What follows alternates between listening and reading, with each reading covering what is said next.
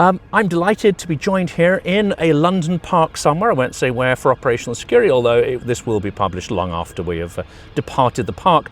This is, I think, something of a privilege to myself, someone I have huge admiration for. It's Artur Dron, a 25-year-old, or maybe you're older than 25 now, Ukrainian poet, essayist and combat veteran, born in Ivano-Frankivsk Oblast in western Ukraine, graduated from the Department of Journalism at Ivano-Franko National University of Lviv. Before the full-scale invasion, worked as an event manager at the Old Lion publishing house in Lviv, the publisher who would later issue Hemingway Knows Nothing.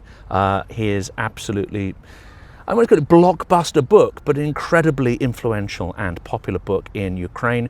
We hope that it will have a similar impact in the Western world as it's now being translated into multiple languages. Artur saw combat across Donetsk, Kharkiv, Zaporizhzhia Oblast, was seriously wounded in October 2024 by an anti-personnel mine, endured multiple surgeries and a nerve transplant. Demobilised in July 2025 due to disability, discharged on 4th of July 25. And he completed a service that began on the 2nd of March 22. His poetry has been translated into at least 10 languages. I have to make an admission. I have read quite a bit of the poetry in English, not yet in the original, and I have not yet read Hemingway Knows Nothing, but it is about to come out.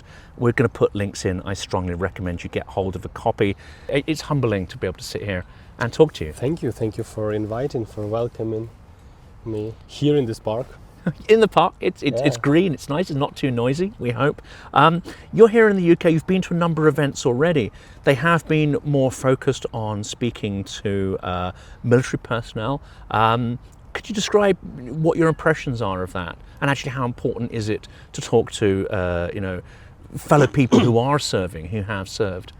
Yeah, actually I am here for third or fourth days. Today I guess I had 2 meetings with your military, with British Royal Marines, and it was very important. It was important to share your personal experience of this real war, because I know that Royal Marines is like an elite in your army. And it was important for me to try to be useful for them, to tell something how the war looks like from the inside of a service, of someone who serves like an infantryman, right, like I was. And it was very important to see that they understand how this sharing of experience are important for both of us. The most important thing for me was to hear this understanding from the Marines and from people from Exeter University who organized these trips, to hear this confidence in this understanding that this is not some Ukrainian problem going on there, that it is our common fight, right? That military, that army in Britain, for example, are preparing to the same fight. We hope that it will not happen, right? But they are preparing because they understand that this is our common fight, that this war Russia waging, right? This is not some war for Donetsk or Crimea or even Lviv. It's a war against actually civilized world, right? Against human beings. And it was very important for me, first of all, to see this understanding and confidence that it is our common thing, right? And to see that it was important to them to hear how it was in my experience, how it looked like from my point of view, and maybe some of these things will be useful for them. War is a very dynamic thing, it changed so quickly, and I am not on the front line for over a year and a half, so it already changed a lot, but still there is some things that are still important, like first of all this psychological part of war. So I was just it was an honor for me to share this experience, to meet them, to talk to them, and yeah, so the most important thing is this understanding from both sides that it's our common fight, actually. And that was going to be my question. Do you get, and this is the question that's been going on in my head really since, well, obviously since this started in February 2022, but actually because I felt the full-scale war was coming earlier. Obviously I was monitoring Russian news sources and so-called dissident media. I knew something big was coming, and then towards the end of 2021 it became clear that it was going to be a full-scale invasion. I think it was obvious to some, others simply didn't want to think about it. Do you get impression that we are waking up here in the West, or at least the people in the military you spoke to, are they waking up to the threat? Because it's my impression that we are not just half asleep, we're almost completely asleep to the threat over the last 4 years. It is hard for me to share some expert thoughts, right? So it's something just from my point of view, from my perspective, from what I experienced in my, these international trips, in these few trips I had after I was discharged from the army. And well, I have an impression that Europe was waked up in February 2022, but it is big dangers in this thing that the longer war is ongoing, the easier is to forget about it, to act like it is not happening with you, to act like it is going to an end very soon, to act like these dangers for another European countries became less and less important, right? Because it is not like that. So what I am afraid of is that because of prolongation of this war, because of how long it's ongoing, many our European friends actually forgetting about an importance of it, about this high level of dangers to another countries, because we understand that if Russians will occupy Ukraine fully, they will not stop on our border. They will continue doing it. So it is a real danger for all Europe. And more than that, Russian drones already crossed NATO airspace, right? We saw their drone over the Poland last year. They, in my opinion, again, they know clearly what they are doing. They are testing Europeans. They are trying to see how we will react, what NATO will do, what Poland will do, what these governments will do in this case, and in my opinion, the reaction was not as strict as it should be. And believe me, they wrote it down, and they will know how to use it, how to use this knowledge about that exam. So I think these exams Europeans will have from time to time, and it is so important to keep concentration, to understand it every day, that it is a big danger for all of us, and that our reaction has to be strict and clear and strong, not just with the words, but with actions. We're going to come to, obviously, literature as well, and your writings, the feelings, impressions that go into it. But I want to create a bridge to that topic, which is what goes into Ukrainian resilience. Because it seems to me that you've mentioned that this isn't a war for just land. It is for land and resources, but that's not all. It's a war for identity, culture, erasure in the sense of Ukraine, trying to erase Ukrainian identity. It's a war for Europe, for the global order, to propagate the Russian way of organizing the world, which is, frankly, I've experienced it. It's not a way I would recommend to anybody at all. But it's also a war of minds. It's a war to take over people's minds, manipulate them, and sometimes in a way that they don't even feel they're being manipulated. So how do you approach this idea of what's, I guess, professionally called cognitive warfare, but basically the warfare to try to sort of dominate your actions by hacking your brain? Well, actually, it is the thing they are doing for centuries, right? Ukrainians know that this war didn't begun in 2022 and even in 2014, because it's a war that is ongoing in one or another way for centuries, for at least three centuries, right?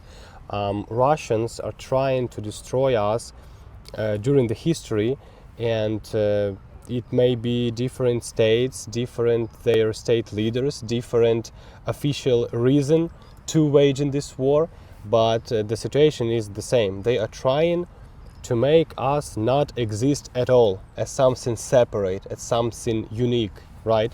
And they use actually this propaganda, this cognitive fighting methods, right, to lie, to steal history, to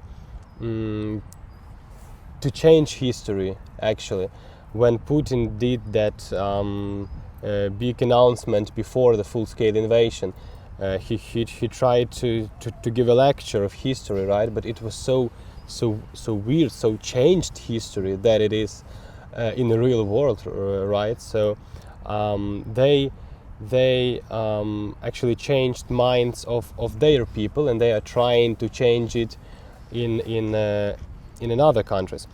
And it is actually good bridge to culture, because culture, what we saw during the war, that culture can be used as a weapon, and it is used as a weapon from their side, and they know clearly what they are doing by the culture. They actually waging this cognitive war. I was in Paris last year, and I heard very important story to this case, that some time ago a Russian museum, Hermitage,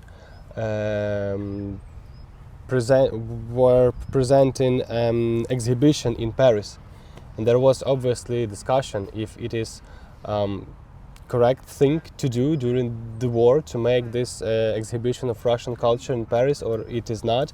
Ukrainians were trying to explain that it is totally not okay, and part of French intellectuals were trying to explain it, but still this opinion of majority was clear that war is war and culture is culture, and they made this exhibition, and Europeans were going to this Hermitage piece of arts to see, because it is a culture and it is something separate. But this director of Hermitage, this Russian guy, was giving an interview to some European media, and he was openly laughing out loud from Europeans, from French people. He was saying it clearly and openly that our culture is our weapon. And he said, it's a quotation, he said, to bring our culture, to bring Russian culture to Paris is the same thing as to put Russian flag over the Boulogne forest. They understand clearly how it works, and it is so.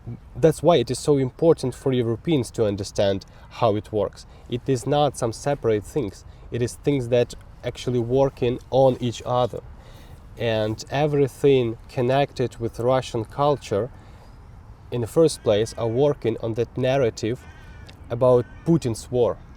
A narrative that we Ukrainians trying to talk about, that it is not some Putin's war, there is some Putin's regime and Putin's soldiers, and also in the same time there are good cultural Russians, painters, writers, and so on, right? We are trying to explain by this actually explaining importance of culture, that they all are responsible for what they are doing right now. And while killings is ongoing, all Russian things, including culture, music, books, has to be isolated, at least until they will stop killing. Yes. Sorry, it's a little... Yeah, No, this is an important message. And we had Anna Netrebko performing here at the Covent Garden Royal Opera, which friends of mine, along with many Ukrainians, protested. We had the Venice Biennale. That was an interesting one because there you had Femin and Pussy Riot actually uniting together in a very, let's say, noisy, demonstrative protest, which is kind of good. But, you know, I don't want to quote Russian. I don't subscribe to the idea of good Russians, bad Russians. It's a horrible idea. It's not a good concept. But unfortunately, that's the one people go to. No, now's not the time for Russian culture. And I think the instrumentalization of it is not understood. But this goes back a long way. And the demotion of Ukrainian literature to a second tier, almost a provincial culture, certainly not on the level of the imperial culture. And that's the best position. Now we're into outright erasure of Ukrainian culture. We have many figures like, if I get the name correctly, Vakulenko, the children's writer, Volodymyr Vakulenko, and Victoria Amelina. Outright erasure and contempt for Ukrainian culture. None of this even sort of tolerance. Do you see that for your writing? When you're writing, you're writing for yourself, you're writing for an audience, do you have a bigger idea that this is, you know, you're helping the survival of Ukrainian identity, or do you not have those thoughts when you're creating? On this first, and actually the most important phase of being a writer, and on this phase of actually writing, I am not writing for someone and with these great thoughts, right? I am trying, all I try to do is just to write something the most important for me in the most important way. I can see it, I feel it, right?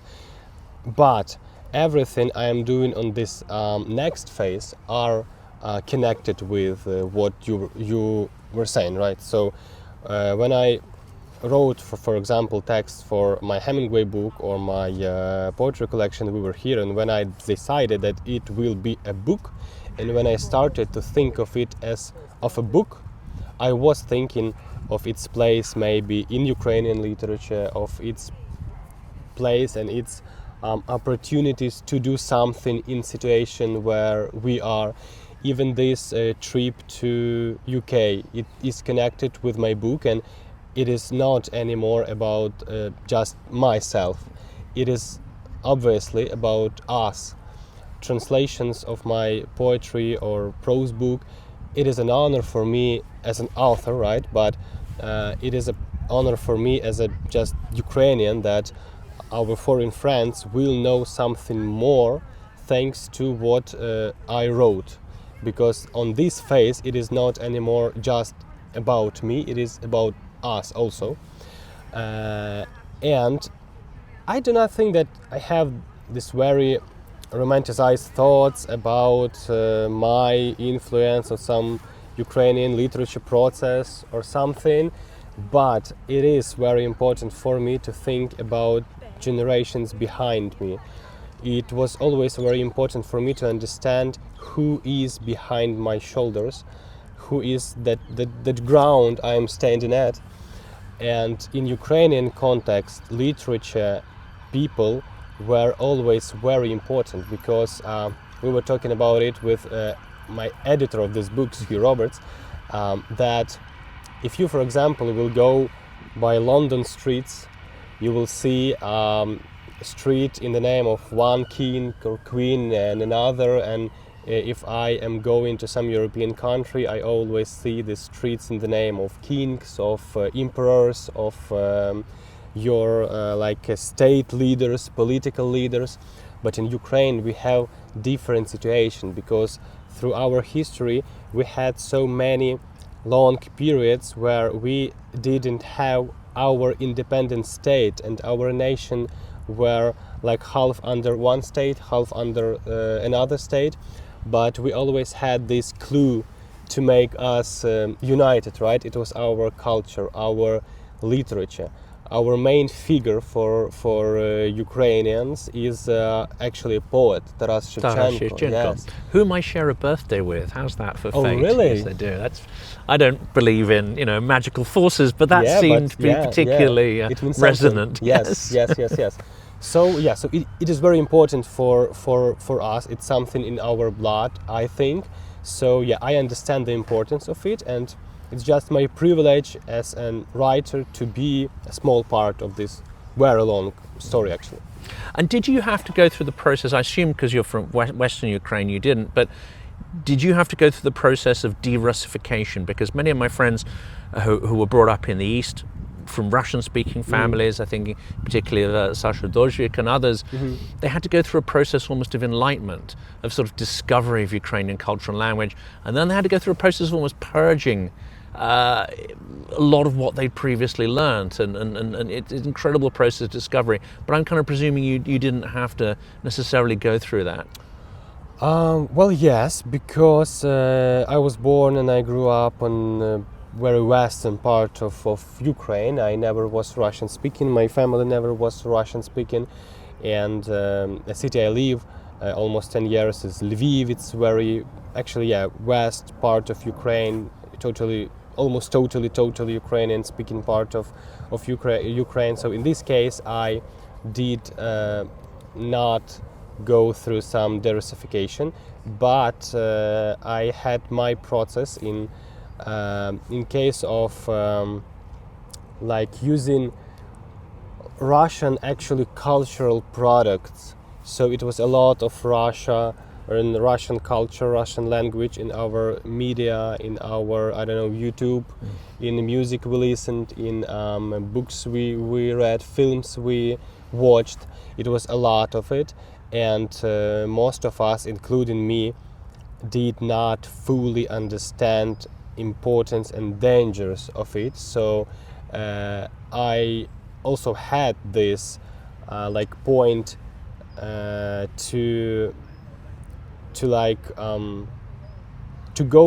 go through some kind of derussification, right?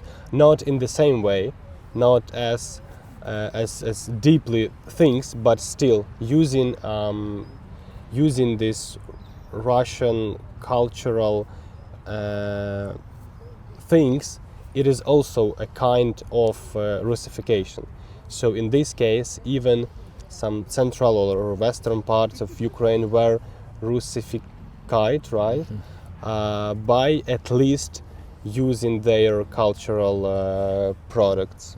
And recognizing the tools and the mechanisms of, I guess, sort of, the imperial identity in there. Yes.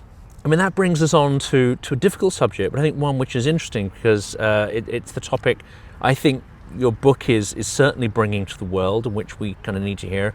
I had a conversation with Vladimir Yermolenko about this as well, which is that in the West we thought, from the end of history point of view, that also signified the end of heroism, the end of the need actually for heroes, and actually a lot of the remembrance of the Second World War, I think in hindsight now became quite institutionalized. It became devoid of the individual will and sacrifice, almost cleansed in some way.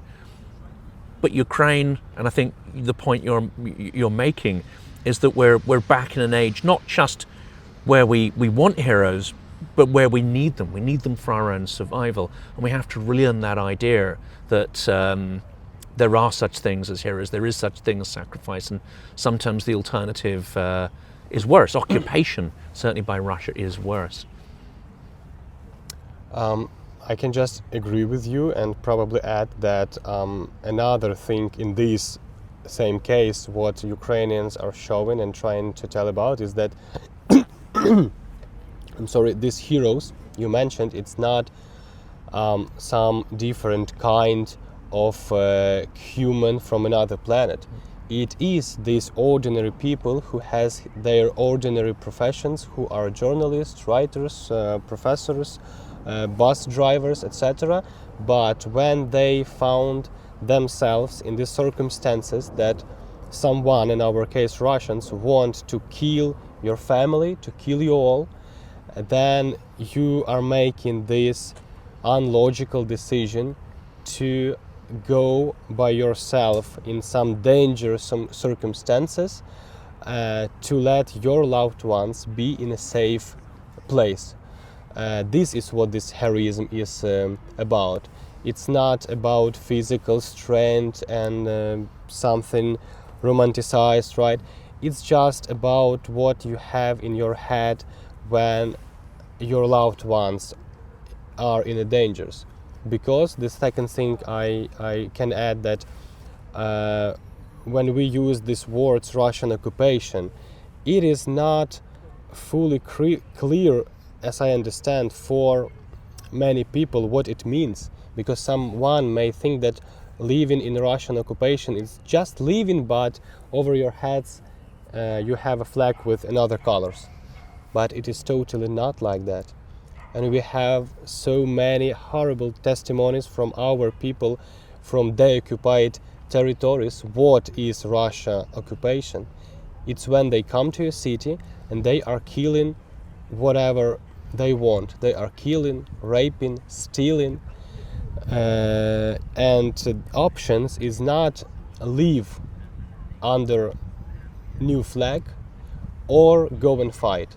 Options is go and fight or probably die, because yes, because of that we were already talking that it is not a war for some territories, it is not war for flags only. What they are doing is just totally killing people. It's, you can go on this fight and maybe you will be killed, maybe you will be alive, or you can just stay and wait and you will be dead 100% in a very horrible way. We saw it. And Volodymyr Vakulenko, who you mentioned, is an example of it. Ukrainian children's writer who was tortured in a horrible way and killed by Russians in his native city of Izum, where he was staying under occupation because of his sick son. He should be with his son, that's why he stayed there, and found himself under occupation. And what meant occupation in that case? Tortures, death. And when Ukrainian armed forces they occupied city of Izum, they found a massive graves in a forest with over than 300 tortured and killed civilians, children, young people, old people, including him, in grave number 319, if I remember it correctly. And then Victoria Amelina found his diary buried in his garden. She herself was then cruelly taken away in a missile strike on a civilian object. And you know what? That missile strike found her on a street named in the name of Vasil Stus, who were tortured by Russians in 1985. 1985, exactly. Yes. Incredibly late, just before Glasnost, which is absolutely insane. So that's what Ukrainian literature looks like, right? And my good friend of mine, Roman Trochomets, was there at the pizzeria as well. Mm-hmm. Another, trying to take time off from the front. Mm-hmm. With PTSD and everything else, and then to be involved in that is it's just extraordinary. I'm going to ask a question there. I mean, I wasn't going to ask this, but I am going to ask it.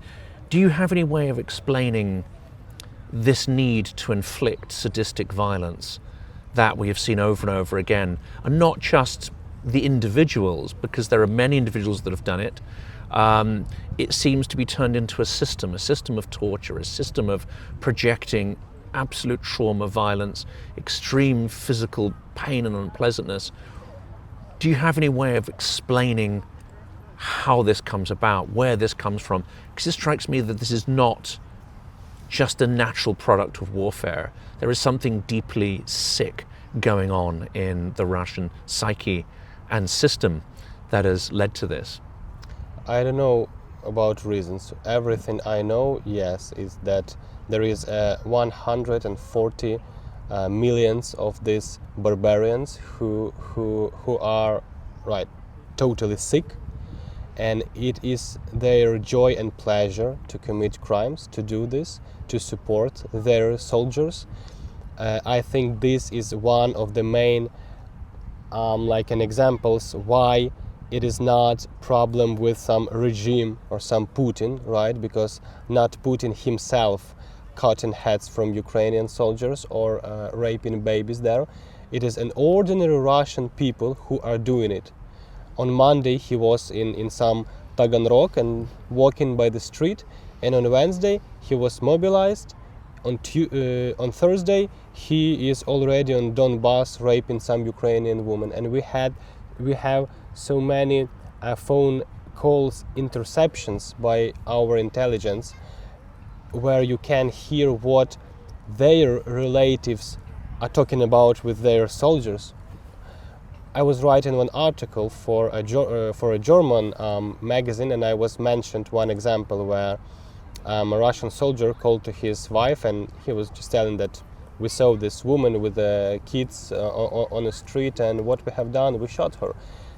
And his wife is talking in the phone that, well, yeah, that's right, she's also an enemy. I don't know anything about reasons, but everything I know is that they are totally sick. I do not think that they are actually human beings. I know that this is also their pleasure and joy to do it.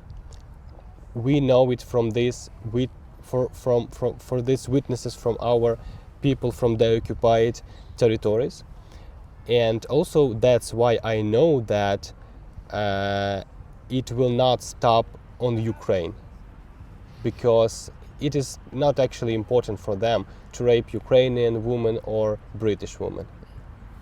Or German women, as we know. The rape of Berlin after the Second World War is something that we have tried to collectively forget about, but it's an important lesson to remember. I'll come off that subject, or we can never really come off that subject, but I'm very glad you did say these things, because if I ever say these things to a Western audience, I'm thought of as a lunatic, as an extremist. But I think these are important concepts to get across. What things do you mean? This idea of, well, I did an interview last week where the person I was interviewing sort of implied that somehow there was wrong with me because I didn't have empathy for Russian soldiers who are dying. Mm-hmm. And I think the phrase I heard, which I hear over and over again, is, but so many of them, they didn't ask for this war, they didn't choose this war, they're forced to fight. But then I've listened to hundreds of hours of interviews with Apostol and Zolkin, and that creates a very different impression. Mostly indifference, but often doing it for money, or as you say, some will do it for absolute sadistic pleasure. Unfortunately, these narratives are used and very effective at hacking our brains into having sympathy when we shouldn't. It is actually one of the main narratives of my book Hemingway Knows Nothing, because I am writing about, for example, narrative of Erich Maria Remarque's books. So we are taking these things about empathy to Russian soldiers from that, because Europe has this in its head, right? For example, narratives of Remarque from First World War, that poor boys from each side are suffering, poor boys are victims from each side, from each nationality. Some big daddies over there are fighting, dealing Europe. The capitalists, the whatever. Yes, but we are the same. We are the same. We just have different names. But it is definitely another situation in Ukraine now, and poor boys from that side can just get out from our country, and that's all. They can just stop killing our civilian people, raping our women. They can just not do that. Russia lost in this war over 1 million soldiers, over 1 million, and they're continuing to do it. Why some human being should have empathy to an animal who just going to some state, to some country, and killing, raping, stealing? I think that if you have an empathy to a killer like this, right, it is actually a signal that you have also some mental issues. Stockholm syndrome. Yes, Yes. if you will see here in center of some London park, if someone will just go to that two guys and I don't know, cut their arms, will you empathize those criminal? You will not. And this is the same situation, but in a scale of millions people. And then Europeans start to think that, oh, maybe we have to empathize them. They're poor boys. They do not want that. If they do not want that, they can stop it. And in fact, the penalties for ignoring a summons or not joining the army were not fully criminalized until recently. So you wouldn't necessarily have gone to prison. That might have been an administrative fine. Now, of course, you go to prison, but as terrible as a Russian prison is, it seems that the conditions or your chances of living are far greater if you refuse to serve and go to prison. So again, that choice has been there all along, which I think many people find very difficult to understand. They want to empathize. They don't realize that there are alternatives. Every Russian has had an alternative throughout this war, and none of them, very few, have chosen an alternative action. And it is not just question about their potential mobilization resource, right? It is also about the other millions and millions of people who know what is going on and just living on and just acting like everything is fine. This is also their diagnosis. They know what their nation are doing. They know how many people they lost, but they're just still like living like everything is okay, and they do not do nothing with it. I'm going to get back to your poetry, and then we're going to wrap up by asking you what your aspirations are for the translated versions and what effect you want it to have. But your first volume of poetry came out before the war.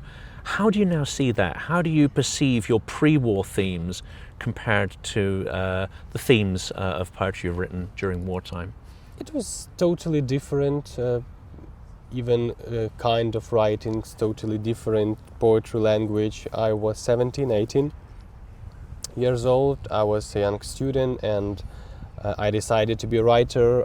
I was writing poems about very classical youth things, right? About love, about how these young people hurting each other and healing each other and trying to find themselves in this big world, etc.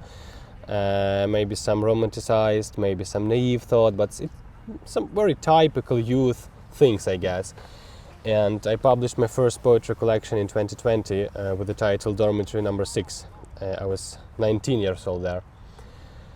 Yes, and then after the full-scale war began, I forgot that I am a writer for some numbers of months, and I became a soldier, but in some time I came back slowly to this writing. I continued to write, but it was totally different writings, more laconic, strict, short, about totally different things, obviously, with totally different functions.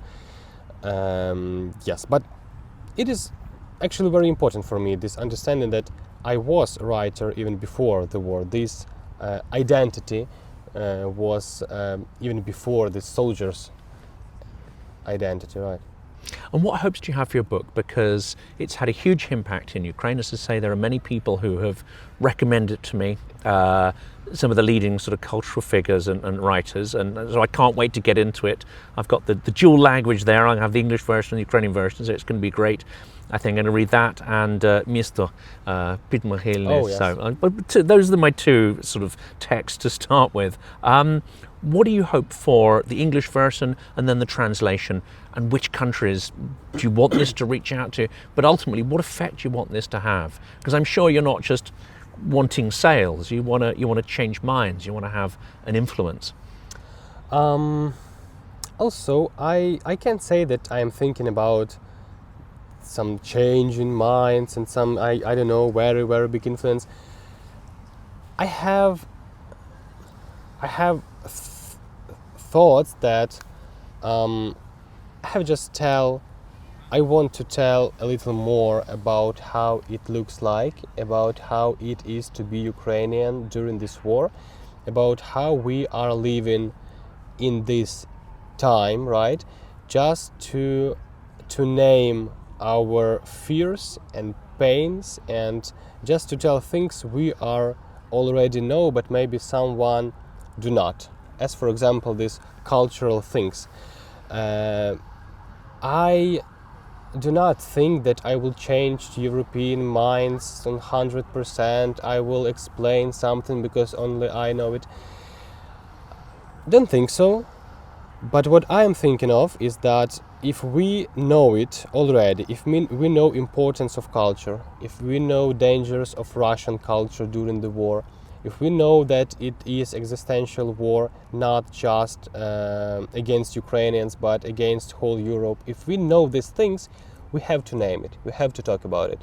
So basically for me, this foreign editions is to tell something we know, to tell about us, to tell about this war in general, for our foreign friends to know more. What these foreign friends will do with this knowledge, it is their responsibility. I will do everything I can in this case. It is my privilege to work with these editions, to come, for example, here to talk with your people, to talk with Royal Marines, to talk with British civilians, to say what I know, to tell about us. But still the main thing is what our friends in different countries will do with this knowledge. And second important thing for me is that, as I was mentioned earlier, that it is not anymore just about me, because in case with these foreign editions, translations, it is about our story, and people in different countries translating it and publishing it, not just because it is my story, but because they will know our story through this. And it's just my privilege to take my part in this telling about many Ukrainians. This year my Hemingway should be published in 8 or 9 countries, and first printed foreign edition is actually a British one, because this first advanced readers copies are already printed. Today we will have this first event. We'll talk about my poetry and about this book, and in September the entire publishing house will publish this book in Hanna Leliv's translation. And if I will be able, I will work with it, I will do what I can do. But as I said, the main thing is what our friends will do after they are reading our books. So this is our step towards the world, right? To tell our story. But the second step will be like your turn.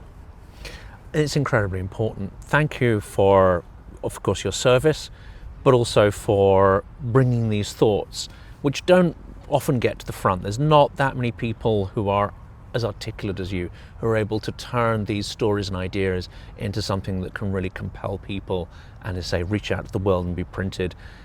Many people have had those experiences, but the fact that you are there to bring them to the world is incredibly important. Thank you so much. Thank you for meeting in this park and coming to the UK, and I wish you huge success with the printing. Thank you, and thank you for what you are doing also, for your part in this, as we were talking, common actually fight. So thank you all, and yeah, see you next time in London. Kharkiv is a Ukrainian corps operating around Kupiansk, which is a critical area of the front. Now, this campaign won't be for everybody. It is a kinetic campaign in that we are crowdsourcing here for funds to buy vampire drones, 15 in fact. 5 of those have already been achieved in this campaign, but we are looking to scale this up to get the full amount of $40,000 US. That's going to Jiggers Paw that are handling this. This is an incredibly important campaign. There are many creators who are taking part in this. My view is that it's not enough at this point just to help Ukraine to survive. It's not enough just to invest in humanitarian causes. Not everyone's going to be comfortable with this, but they have to remove the invaders from their lands. To do that, they need the skills, the munitions, the weaponry to achieve that. This is where these vampire drones come in. So please, this isn't a full polished promo. I'm still working on that, but the campaign launches today. Please do check it out and, of course, help in any way that you can.